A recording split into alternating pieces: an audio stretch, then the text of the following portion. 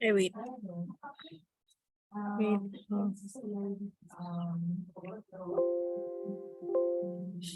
Para marinig ko. Okay, so this morning, let's discuss the drugs used in asthma. So, all the drugs, how we will discuss all the drugs na ginagamit natin for asthma. May it be a maintenance drug to prevent asthma attack or treatment of asthma during the attack. So let's discuss first what asthma is.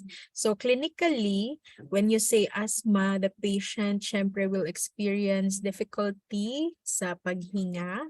There will be tightness sa chest and yung tinatawag natin na wheezing. Okay? So yung wheezing class is yung, maginhawa sila na itingog, murag na iring giipit. That's what we call wheezing. And syempre, this is mostly associated with coughing. Okay, that's the clinical signs and symptoms of asthma. Now, what happened physiologically? Bakit nakaka-experience yung patient natin ng SOB and then the cough and the wheezing? So again, physiologically, there is narrowing of the airways, okay, the bronchial airways. So there will be difficulty in passing the air sa lungs, papunta sa lungs. So mahihirapan talagang huminga. Okay?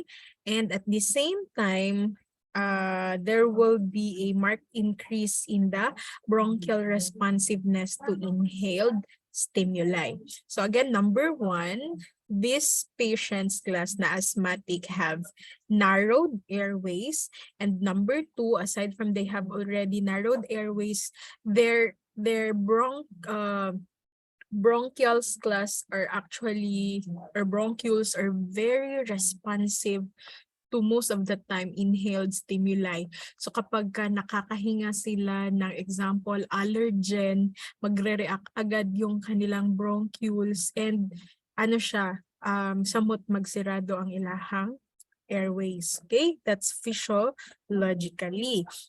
Now, aside from that, there will also be pathological reasons why patient experiences this SOB and other signs and symptoms. So pathologically, there is an involvement of our white blood cells, lymphocytes, eosinophils, and yung iba pa na white blood cells, macrophages natin, magre-react kasi sila in an attempt to get rid of the stimuli or the stimulus. Yung example, inhaled stimulus, naka-inhale sila ng something considered as allergen, example, pollen. So aside sa mag-react mismo yung bronchioles, yung ating immune system magre-react din. So yan yung mga cells natin, the lymphocytes, the eosinophils will react also, causing inflammation. So ang ending pa rin talagang magnanarrow na samot nato ang bronchioles, ana. Okay, aside from the production of the phlegm because of the actions of these white blood cells. So in our asthmatic patients, because actually sama-sama na ito physiologically, pathologically, magkukos ito ng remodeling of the bronchial mucosa. So sa kanila mga patients natin with asthma, because of the recurrent bouts of asthma attack, kadugayan class mag-restructure na dyan siya. Parehas good sa heart na nag-heart failure, di ba? Nagre-restructure din ang heart, lumalaki siya. So kaya merong cardiomegaly na tinatawag. Ganon din sa mga asthmatic natin na patients. Magre-remodel yung kanilang bronchial mucosa, magtitiken yan siya. So kaya yung sabi ko, there will be narrowed airway. So mahihirapan yung air na mag-pass through. Okay? So, ang bronchioles mismo magtitiken yan siya. There will be hyperplasia. Remember, when you say hyperplasia, there will be an increased number of cells in a tissue or in an organ. So, dadami yung cells dyan sa side na yan. So, magtitiken.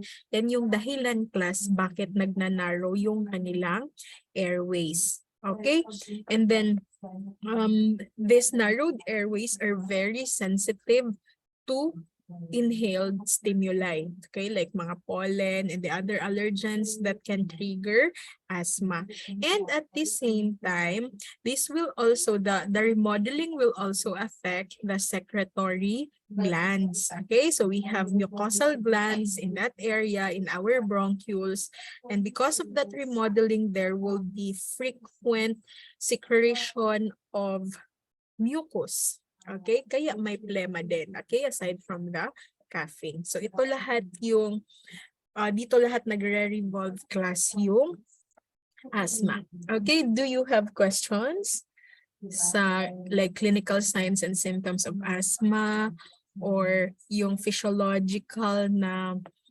reason why the person experiences as asthma or yung pathological reason? I'll actually discuss that later deeply and thoroughly. Okay, but before that, do you have questions or clarifications?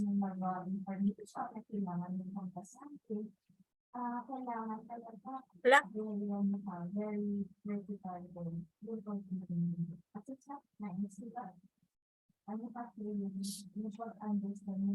Sure. Okay. So let's discuss first the different types of asthma. Meron tayong tinatawag na mild asthma class wherein the signs and symptoms occur occasionally only. So bakit siya mag-occur? Siguro the patient class is exposed to certain pollutants, or pwede during exercise kasi syempre when the person, especially if they do vigorous exercise, all their cells are very active, and because of that, diba, the body needs a lot of oxygen, so magdo-double time din ang work ng ating airways, ng ating bronchioles, and even our lungs, so that may trigger asthma attack also. And aside from that, aside from the pollutants and vigorous exercise, infections may also trigger mild asthma. Okay, so there will be viral upper respiratory tract infection. So during infection, yun lang ha, doon mag-a-attack yung asthma. So this one, again, tinatawag nating mild asthma. No, paano naman yung severe forms of asthma? The signs and symptoms class, like nag-a-attack siya frequently. Okay? So yung signs and symptoms na sinabi ko kanina, there will be wheezing, dyspnea. By the way, dyspnea means like abnormal or difficulty in breathing, and there will be wheezing. So there is a sound when, there is a characteristic sound when they breath class. So especially at night, there will be frequent attacks of asthma at night.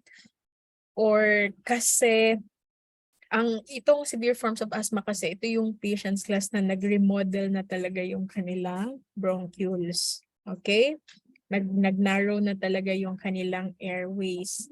So nagkakaroon na sila ng chronic respiratory impairment. So mostly yung iba sa kanila, there will be attacks every night. Severe form of asthma na yon. Okay? So how do we treat asthma? We have the so-called short-term reliever. Again, ating treatment for our asthma, we have short-term reliever na binibigay natin for acute bronchoconstriction. Okay, so like during asthma attack, example, the patient gets exposed to a certain pollutant and then there is sudden attack of asthma, then we give the short-term reliever.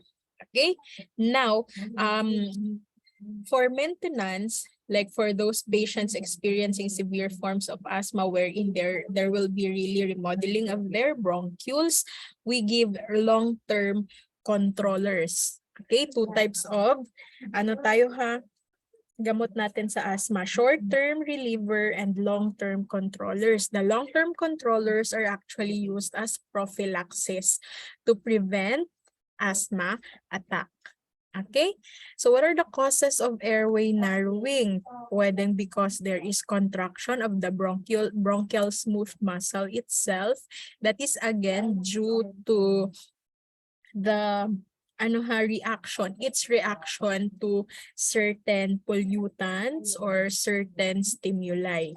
Okay, or Pwede din namang there will be inspissation of viscid mucus plugs in the airway lumen. So di ba sabi ko kanina, if there is remodeling, the secretory glands we have in our bronchioles will also be remodeled, and there will be frequent na secretion of mucus. So this will be deposited in the airways, causing the narrowing, okay? So magiging obstruction din siya sa passage of air, okay? And then thickening of the bronchial mucosa from edema. Cellular infiltration, this is on the action of the white blood cells. Later, I'll discuss that one. And yung sa remodeling talaga, when there is already hyperplasia. Okay, hyperplasia. There will be an increase, abnormal increase of the number of cells in the organs or our tissues. Okay? Now, ang airway, if the cause of the airway narrowing is just because of airway obstruction, like example, there will be inspissation of the mucus or contraction or just contraction of the smooth muscle because of the pollutant or the stimulus.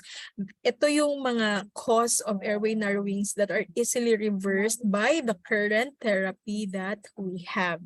Okay? But if the cause of the airway narrowing is edema na talaga, there will be edema in that part, no, the bronchioles. There will be what do you mean by edema? There will be accumulation of water there, and at the same time there is cellular infiltration, the action of these white blood cells in that part, the bronchioles. Ito na yung nagre-require ng sustained, meaning magiging maintenance treatment muna yung mga anti-inflammatory drugs. Okay? Sige. Do you have questions or clarifications? Wala. So magsugod ta sa ato ang short-term relief kasi sabi ko kanina, our drugs for asthma are divided or classified into two. The first one is the short-term relief wherein we give this during mild asthma attack. Okay, mild asthma attack ito. So the goal here is to just relax the bronchial smooth muscles for the airway to mag-broaden siya. Kasi nagnanarrow siya, di ba? Kaya mahirap huminga. So, i-relax natin para makadaan yung hangin. Now, what are these short-term relievers? Number one there is the beta-adrenoceptor stimulants, or we call this beta-2 agonists. Take note ha, agonist. We are done with the discussion sa beta receptors, right? If you can still remember that, diba, we have three types of beta receptors. The beta 1 is found in the heart, the beta 2 is found in the lungs, and the bronchioles. So ito yon, beta 2 receptors yan, para klaro-klaro ha. Now, if you stimulate or you activate the beta-2 receptors found in the lungs and the bronchioles, this will cause bronchodilation, okay? Through relaxation of the smooth muscles. And then aside from that, we have theophylline, which is a derivative of methylxanthine and other anti-muscarinic agents. All of these are also used to relax our smooth muscles, okay, bronchial smooth muscle, so that we have the easy na passage of air going to the lungs, okay? So we also have again anti-muscarinic agents ha. Remember, when you say muscarinic receptor, it's the receptor of the acetylcholine, okay? So, si beta-adrenoceptor stimulants doon yan sa sympathetic nervous system. Si muscarinic naman is sa parasympathetic nervous system.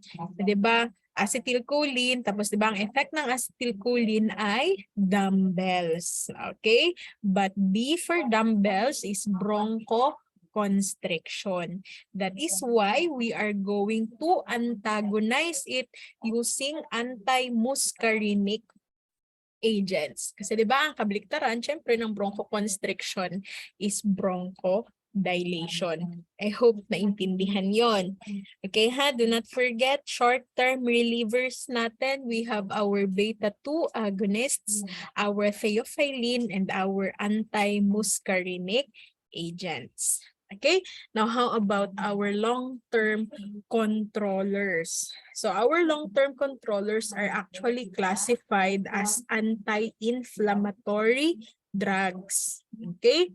Anti-inflammatory drugs. Ito, kasi this will control the action of our white blood cells, leading to the release of a lot of anti-inflammatory substance, inflammatory, not anti-inflammatory, inflammatory substances in the body. So ito yung mga corticosteroids natin. Syempre, the inhaled ones. Most of the time, if it's asthma, we use corticosteroids. So I'll show you later how these corticosteroids will be effective in the treatment of asthma. But aside from that, please take note of this ha. Aside from our inhaled corticosteroids, we also have the so-called leukotriene antagonists and inhibitors of the mast cell degranulation. Do not worry kasi we will discuss them one by one in a while.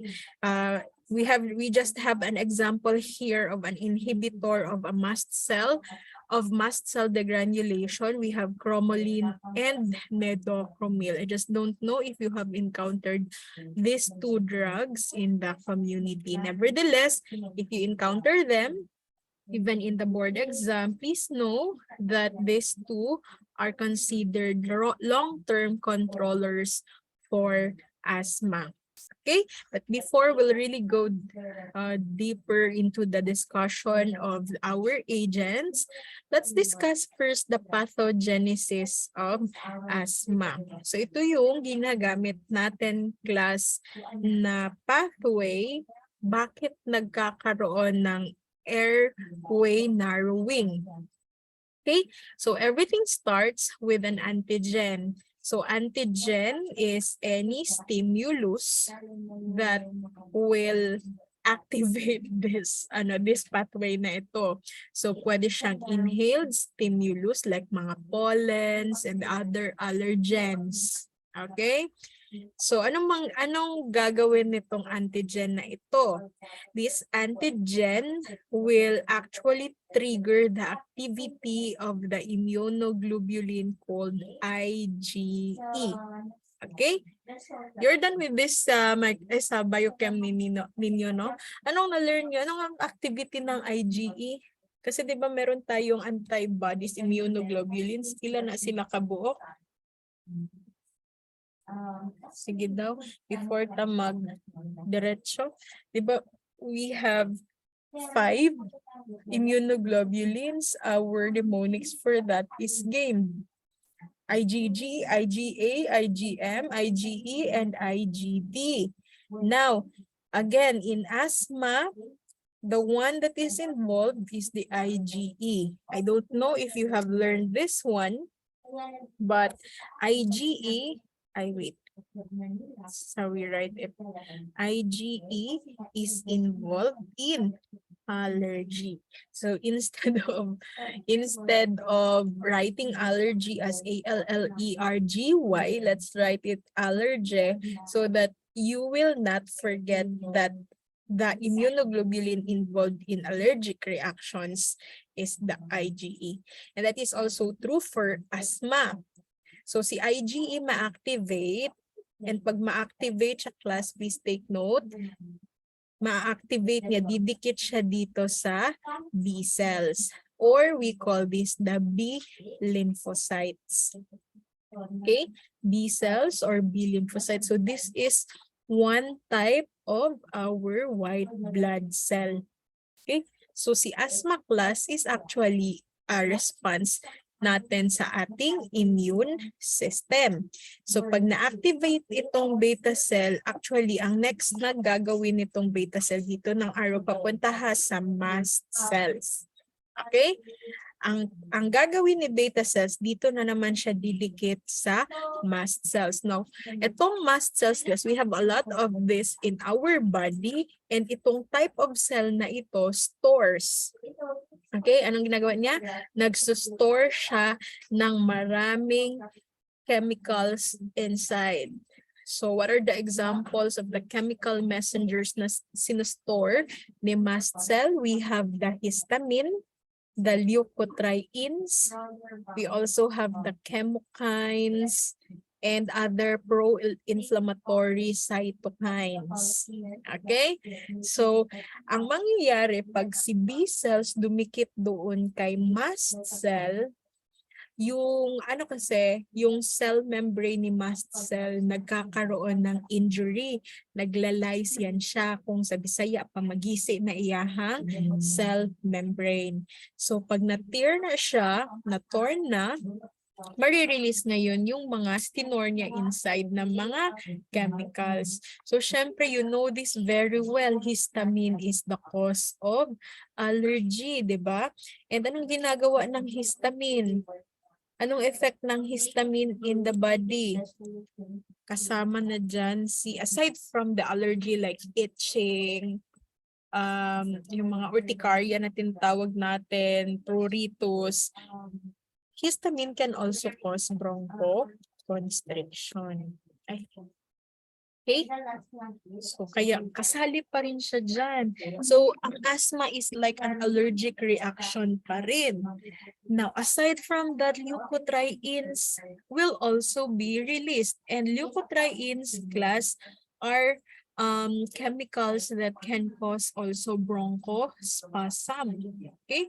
When you say bronchospasm, there will be fast or rapid na abnormal na contraction of the bronchioles, and that will not be good for asthmatic persons kasi hindi madaling makapass through yung air kapag nagkaka-bronchospasm. So both of them, histamine and leukotrienes, can actually cause bronchoconstriction. And aside from that, may mga inflammatory cytokines pa na mare-release. So like example, pro-inflammatory cytokine which we call IL-4. IL means interleukin. Sulat ko siya ha. Pag may nakita kayo dyang IL, we call that interleukin. Okay? So interleukin 4 class can trigger or can activate the T cells. Okay? So, si T cell is another type of lymphocyte. Diba dalawa yan sila, B lymphocytes and T lymphocyte. Okay? Na pag si T lymphocyte na-activate, it will release or it will produce more interleukin 4 leading to the recruitment of more beta cells, and then palibot lang na siya. So, kung mas daghan ang na-activate na beta cell, mas maraming mast cells yung mag-degranulate. We call the process degranulation.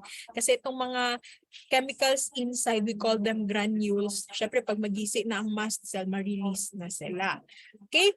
So, magiging cycle siya na it will recruit more beta cells to tear up this mast cell. So, again, mas marami pang mga chemicals yung marirelease. Okay? So both mast cells and both T cells are able to produce interleukin 5, which actually activates another white blood cell, and this time it's the eosinophil. Okay?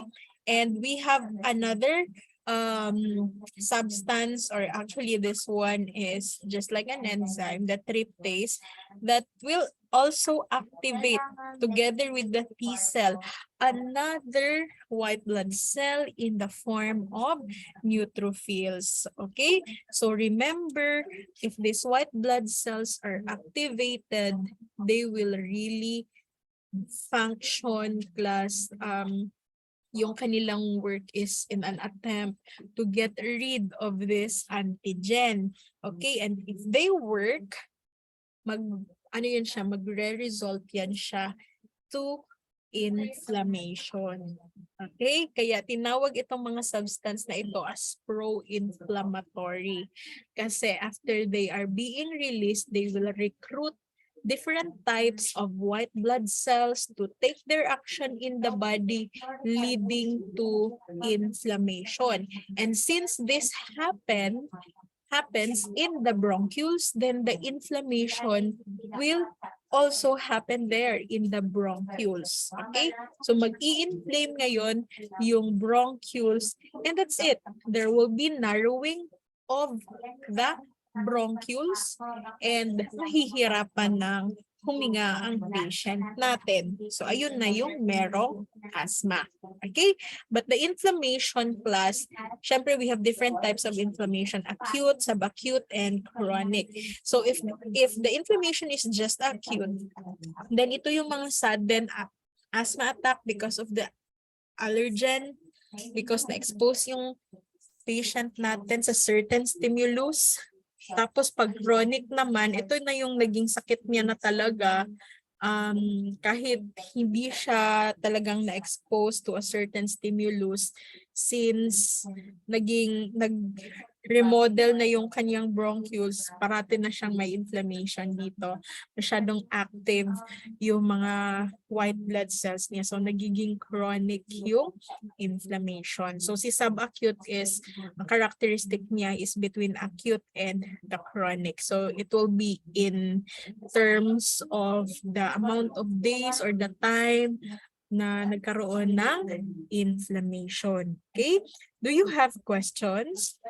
So aside from that, macrophages also have a big part on this. This one is another white blood cell here that will also help these eosinophils to be activated, causing inflammation. Kasi they are also pro-inflammatory cytokines. I mean, they also release pro-inflammatory cytokines. Cytokines are actually chemical substances na produced by the different cells in the body. So just like this, we have the mast cells produce these granules, and they are pro-inflammatory. Okay. Questions or clarifications about the pathophysiology of asthma? I hope naintindihan nyo. This is the reason why we have like diverse drugs for asthma. Kasi marami yung dito involved. So, if you are exposed to a certain stimulus, maraming involved. May involved na white blood cells, may involved na mast cells releasing different types of chemicals like histamine, leukotrienes, and etc. Okay? But nevertheless, all will result to inflammation. That is why there is bronchial airway narrowing. Okay? But actually, most asthma attacks that happen actually is not triggered by inhalation of allergens. Most of the time, it is because of viral respiratory infection. Meaning, yan yung number one cause natin kapag nag-asthma attack yung ating patient. Most of the time, there is viral respiratory infection.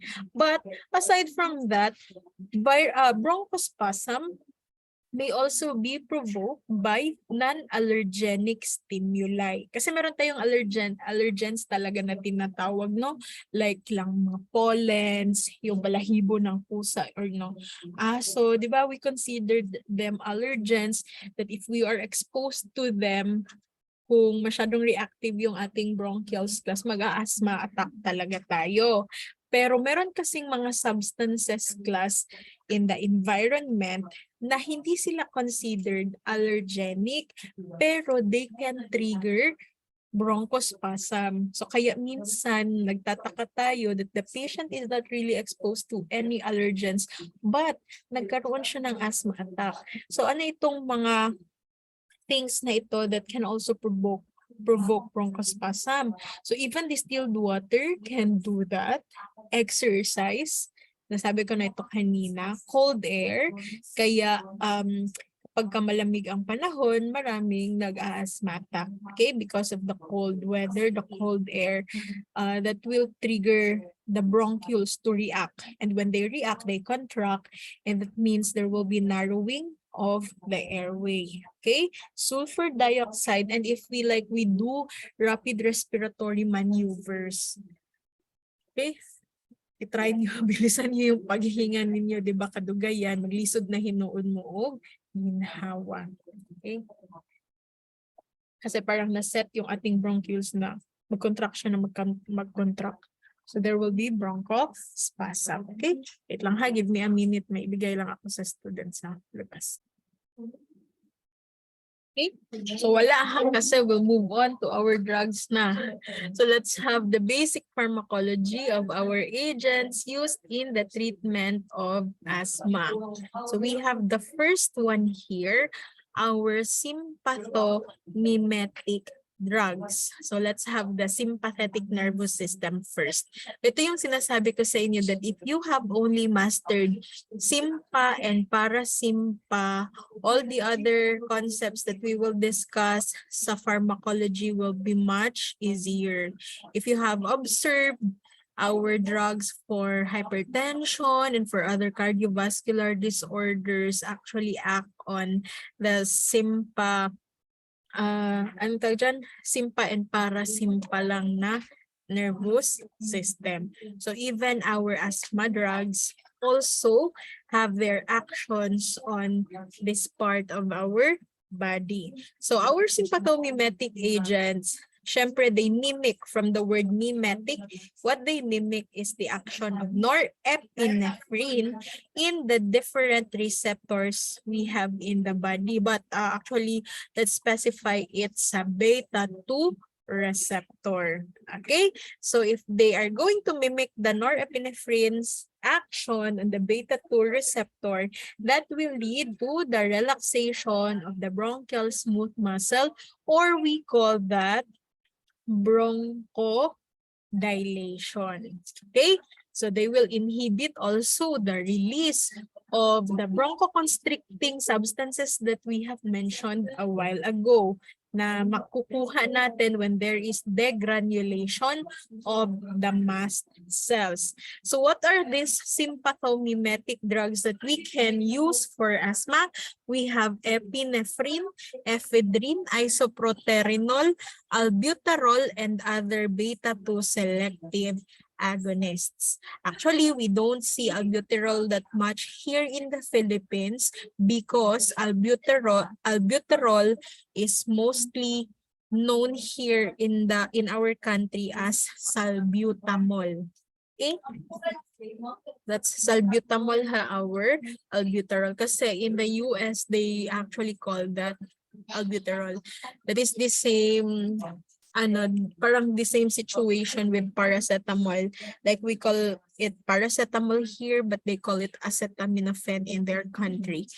Okay, so again, salbutamol is salbutamol here in the Philippines, but they call it albuterol doon sa US. Okay, before that, let's talk about epinephrine.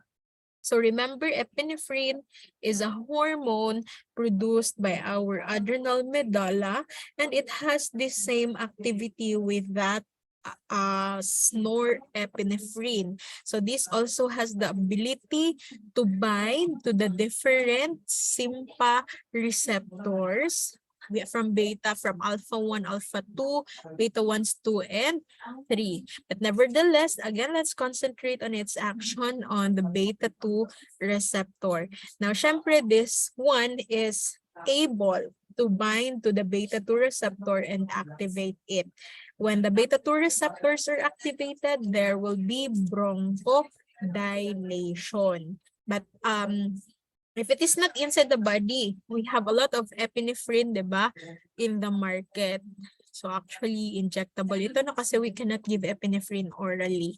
If you are asked, why don't we give epin or epi and dopamine orally? Remember, we have the enzyme COMT, the catechol O-methyltransferase that will destroy these drugs. Kasi itong COMT ay makikita sa ating gut, nasa ating gastrointestinal tract yan siya. So nasira na siya, hindi na sila makakatake ng effect. Okay? So yan again yung reason bakit hindi kayo makakakita ng epin or epi and dopamine that is given orally. So for asthma, we give this either subcutaneously or hindi pa natin ito nakikita. I just don't know if we have this in the community or in the hospital, but there is an inhalational epinephrine. Okay, so naka-canister siya. Kagaya ng mga sprays natin. Ayan, sinispray lang siya. So for epinephrine, maximum bronchodilation is achieved after 15 minutes. Okay? After inhalation yan siya ha. 15 minutes after inhalation, there will be bronchodilation. And the bronchodilation will last up to 1 to 1.5 hours. Okay? However, please take note that aside from activating beta-2 receptors, epinephrine also has affinity to other Sympa receptors. So that will now explain the side effects. We have the tachycardia because it has the ability to activate also the beta-1 receptors we have in our heart. And so thus we have arrhythmias and worsening of the angina pectoris. Kasi nga the heart muscles are being stimulated and there will be increase in the heart rate, in the force of contraction. Okay? So yan yun ha, yung explanation of the side effects of epinephrine if we use it for asthma. Okay? Now, how about ephedrine? Si ephedrine class is actually also included in our emergency cards in the hospital. Okay? But what is the difference between epinephrine and ephedrine? Si ephedrine is not a catecholamine. Okay? Hindi ito siya catecholamine. Di ba pag catecholamine, you have the benzene ring. Forgive me sa akong drawing, I don't have my pen. And then you have 2 OH na magkatabi. Okay? So, nandito si CH, dalawang C, CH2, CH, ay kapangit, CH2, and then NH2. So, this is the structure of our dopamine or the phenylamine, phenylethylamine. Okay? But nevertheless, we have here the catecholamine. Okay? Ito yung nire-recognize, sabi ko kanina, ng enzyme na COMT. Ano nga meaning ng COMT? Catechol O methyl transferase. Pag na-recognize ng enzyme na yan na ang drug ay may structure na catechol, sisirain niya yan. Okay? However, if we look at the structure of ephedrine, hindi siya catechol.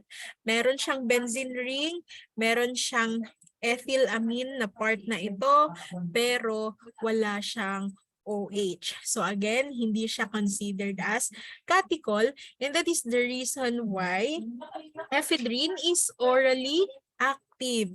Aside from dosage forms given parenterally, meron ding oral na dosage form available for our ephedrine. So, but ganito, it has the same action with that 2 epinephrine. Okay? Yung advantage niya lang, longer yung duration of action niya, and at the same time, pwede siyang ibigay orally. Okay? However, ano yung disadvantage of using ephedrine? Ephedrine is like lipophilic.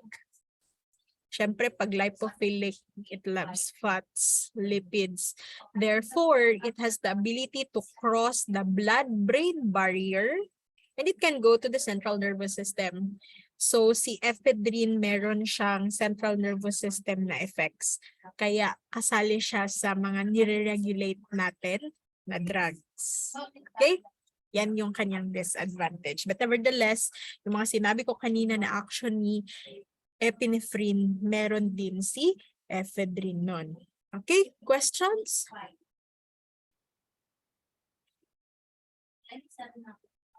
Wala nila gisali?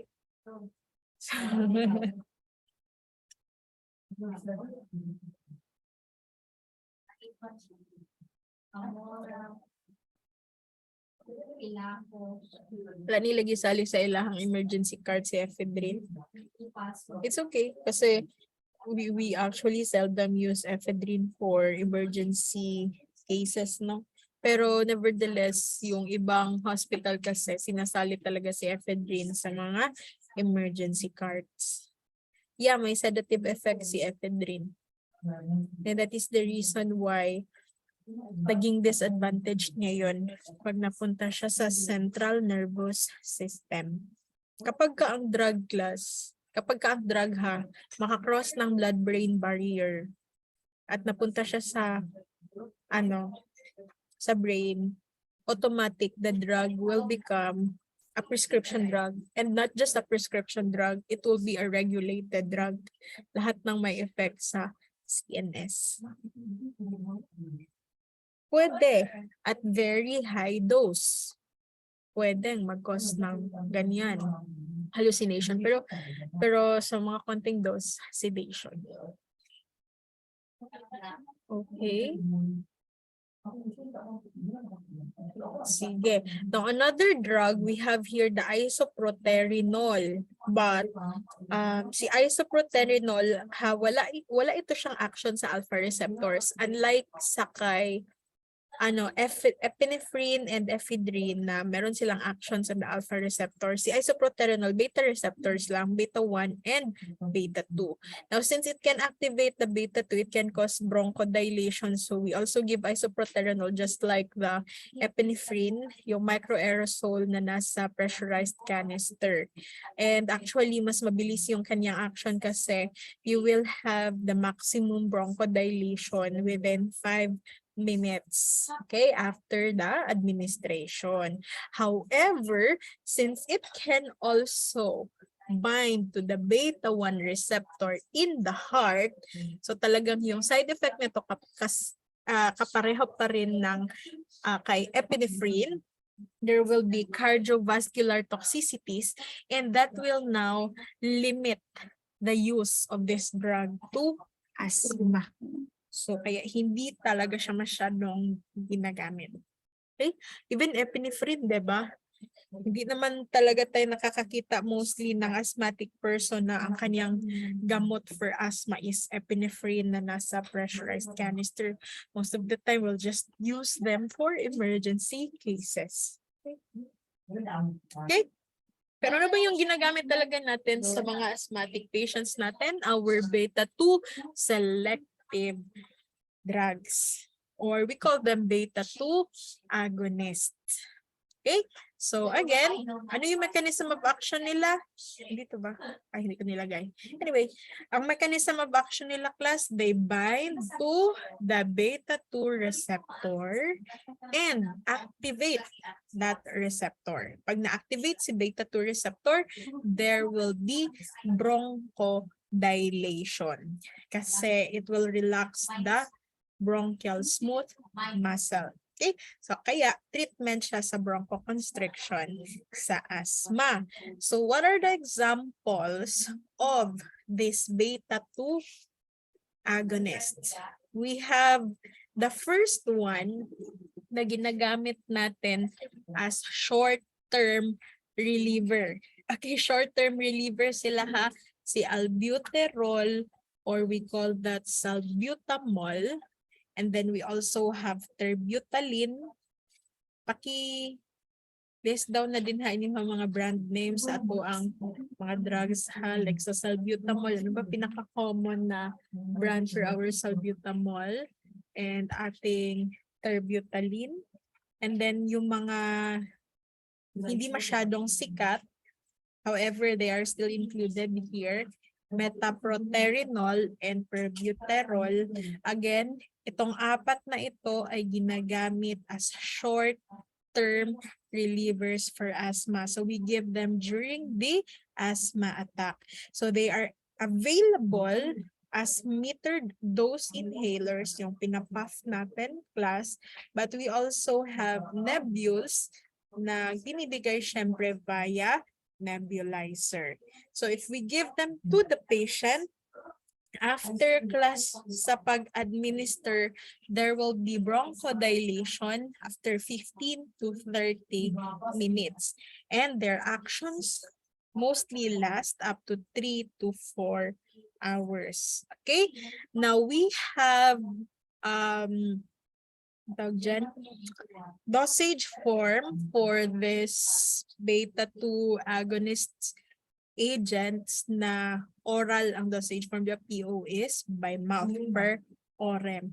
Pero yung per orem kasi nila na dosage form is less effective compared doon sa ini-inhale. Okay? Dun sa meter dose inhaler and na delivery system and yung nebulizer na ninebulize natin. Okay? Less effective yung by mouth. So kung nagdali ta, kasi nag-asthma attack to ang patient, you use class the inhalational na delivery system. Okay? Now, how about these two? These two are still under the beta-2 agonists. We have the salmeterol and formoterol. Ito kasi class SABA. By the way, before I will forget, no, we call this for as SABA. SABA means short acting beta-2 agonists. Okay? So since they are short acting, they have rapid action but they have short action only in terms of duration of action. So ginagamit sila as short-term relief. Ito kasing dalawa na nahiwalay, we call them LABA. Okay? No meaning sa LABA, long-acting beta-2 agonists. Okay? LABA ang tawag dito, ha? Again, long-acting beta-2 agonists. So they have long duration of action, but actually their action also will take time before mag-start. So hindi kagaya ng short-term reliever natin kanina like salbutamol. So kaya hindi natin sila pwedeng gamitin talaga during the asthma attack. Kaya na nagkamalisod na imuhang patient o ginhawa, wala pa nag-effect ang imuhang drug. So itong mga laban natin class are used as prophylaxis. Okay? Ginagamit sila as prophylaxis to prevent asthma attack. Okay? But they are not given as monotherapy. When you say monotherapy ka nang siya lang yun isa. Most of the time, this is in combination of an anti-inflammatory drug. Kasi wala siyang anti-inflammatory action, ha. Talagang beta-2 agonist lang siya that will cause bronchodilation. So wala siyang effect doon sa other pathological reasons of asthma like sa mga white blood cells natin. So most of the time, pinapartner ito siya class sa corticosteroids. Okay? Pinapartner silang dalawa sa corticosteroids. Pero again, ginagamit lang sila as prophylaxis or prevention for asthma attack. Okay, now how about the toxicities? These are for all the beta-2 agonists that we have. So this is again true for our SABA and LABA. Number 1, we have tremor. Now, itong tremor is due to the activation of the beta-2 receptors found in the skeletal muscles. Okay? So again, si beta-2 receptors kasi hindi lang siya solely makikita sa ating bronchioles, sa ating lungs. We can also see beta-2 receptors in our skeletal muscles. And then remember, these drugs activate beta-2 receptors. So ma-activate din itong mga receptors na nasa skeletal muscles natin, kaya magkakaroon ng tremors. Okay? But if you ask me, is that okay, ma'am? Yes, it's okay. Actually, it's normal. Normal yun siya. I don't know if merong mga asthmatic dito na nagtitake ng beta-2 agonist natin. If you are asthmatic and you have observed after treatment, talagang merong tremor, nagakurog inyong mga kamot. That is again normal. It's not life-threatening. So do not really stop the treatment. Okay? Now, there is tachycardia, and that is because to the partial activity of these drugs to beta-1 receptor. Okay? So actually, they are considered really selective to beta-2. But in some cases, they might bind to beta-1 receptors also and activate that receptor. Now remember, beta-1 receptors are found in the heart. So that will now explain the tachycardia. But during overdose, since the beta-2 receptors are overwhelmed and so does beta-1 receptors, there will really be arrhythmia. And this time, this will be life-threatening. And that will be another reason na you really have to stop the treatment. Okay, overdose na kasi talaga.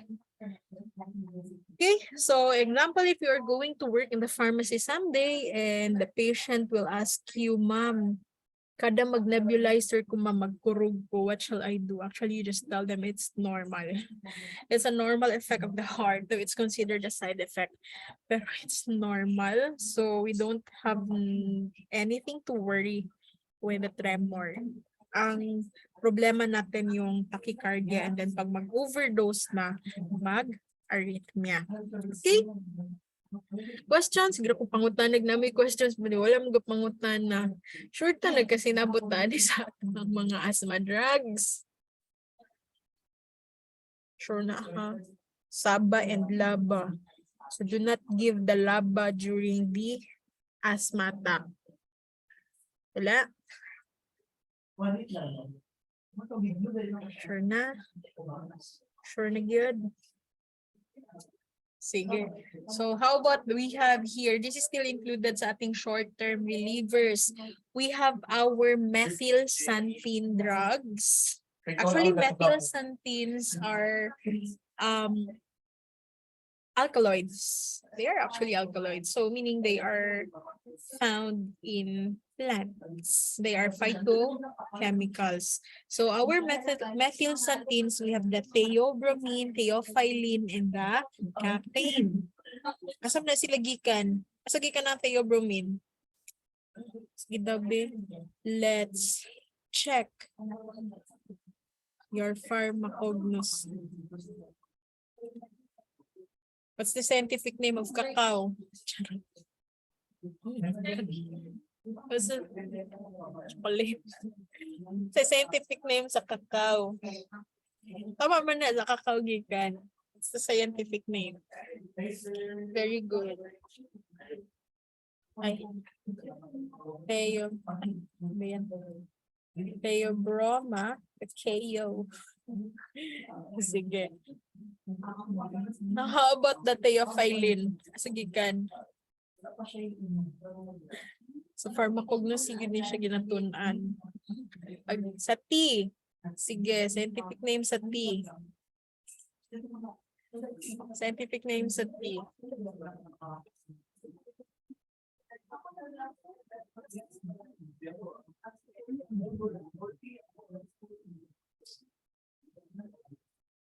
Again, scientific name sa T.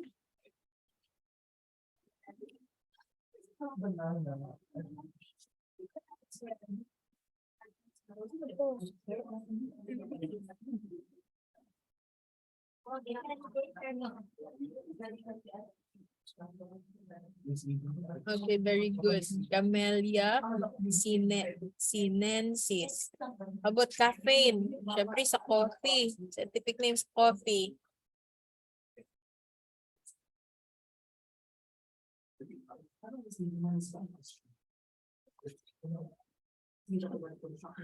Again, scientific name sa coffee.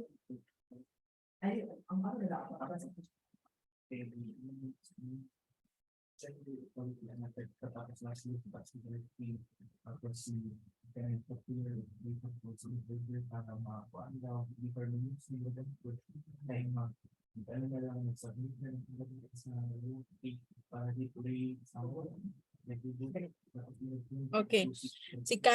Si coffee class can be Coffea arabica or pwede din naman ano sa daw? Coffea robusta. Okay? So yan yung kanilang mga ano ha, mga plant source. Kaya si methylxanthine ulit-ulitin dyan ako, alkaloid na siya. So plant constituent. Pero let's talk about the chemical names. Chemical names talaga nila ha. Kasi common name na nila yung theobromine and theophylline and then caffeine. Ano, that's another variety, Isay. Okay? Pero mostly kasi sa atin dito sa Philippines, Arabica o Robusta, no? Sige, please take note of this. Theobromine is called 3,7-dimethylxanthine. Manayahang chemical name ha. Theophylline 1,3,1,3-dimethylxanthine. Chocolate is an allergen. Among the methylxanthine drugs, theophylline yung important sa asthma, not the theobromine and the caffeine. Okay, and ito, si caffeine yung naiba kasi this is 1,3,7. This time, this is trimethyl. Kasi tatlo. Trimethylxanthine. Okay, kasi sinasali din nila ito sa board exam.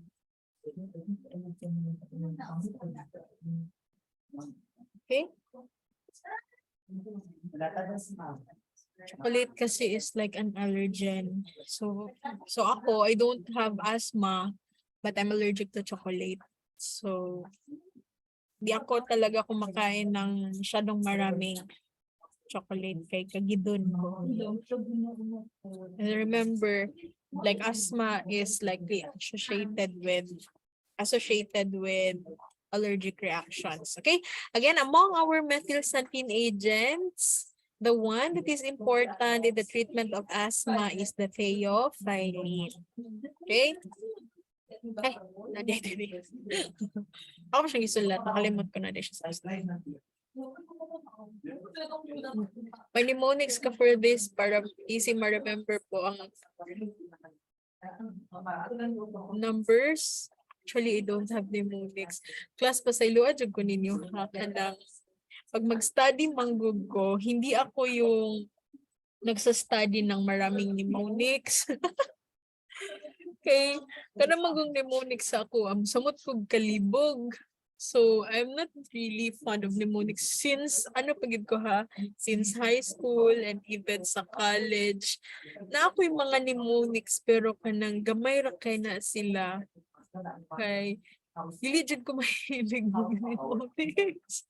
Nanginahanglan jud ko kanang dako kay storage memory sa like sa akong brain kay ako na silang isa-isahon.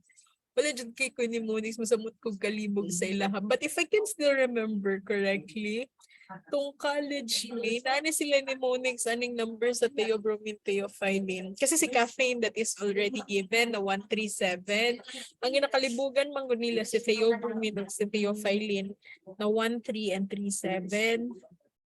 Kung tama akong maalala, kana si theobromine daw, theobro, mas magulang daw siya sa 37 yung edad. Like mga ingana, I can still remember na may mga ingana sila na ginagamit sa una. Theobro means so mas magulang siya, 37 daw yung edad.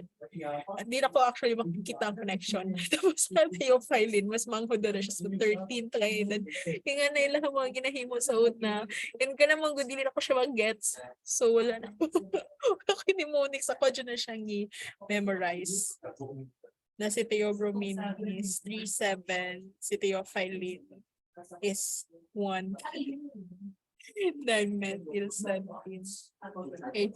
So muna siya napansin ninyo, nagatudlo ko class, kanang wala kayo kung nagatudlog mnemonics. Kanang mga hawd anak ng mga Ano mga top notchers gikan sa UP, sa UST, even sa Davao. Dagan kasi sila mnemonics ana.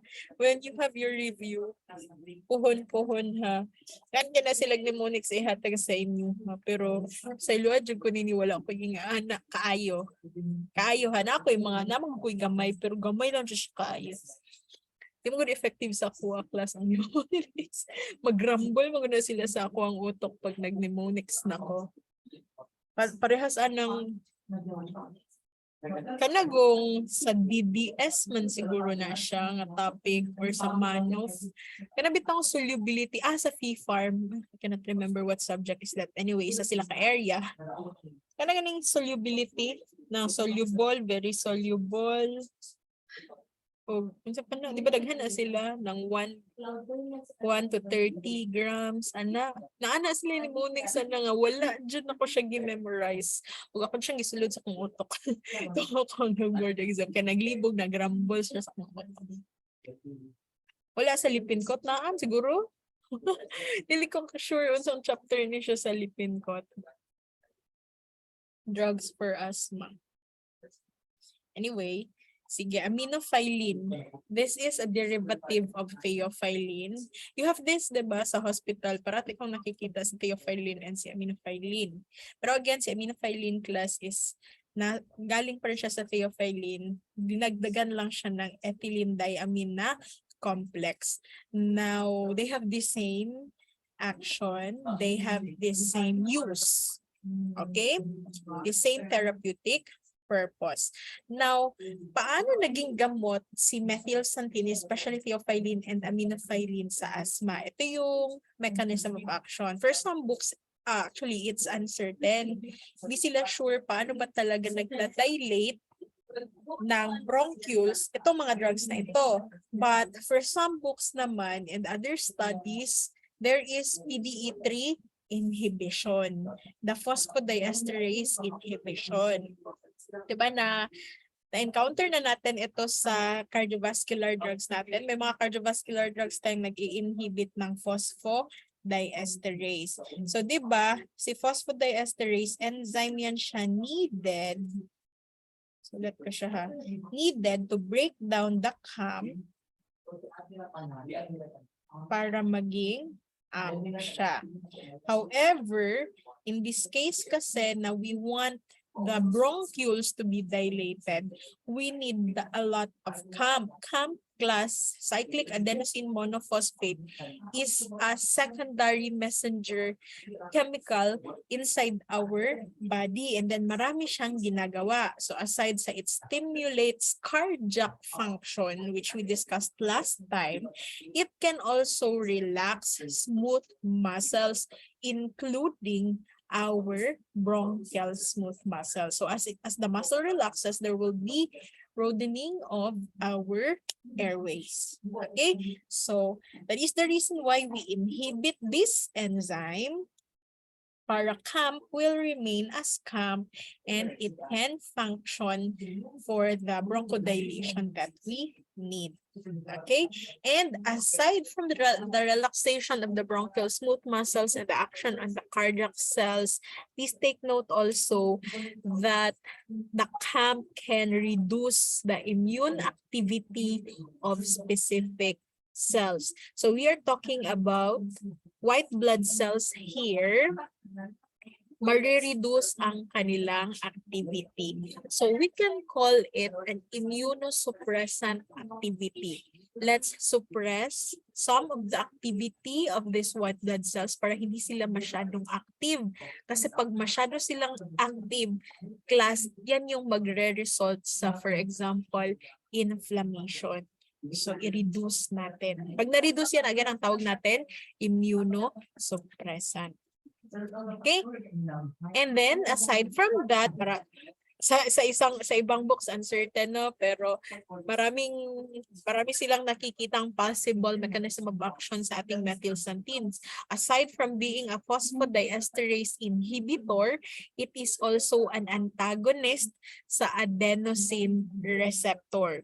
So adenosine is another chemical substance in our body. Remember, adenosine monophosphate, adenosine triphosphate. Definitely marami tayong adenosine inside. Now, si adenosine kasi can provoke contraction of our smooth muscles, especially yung ating airway smooth muscles or yung ating bronchioles.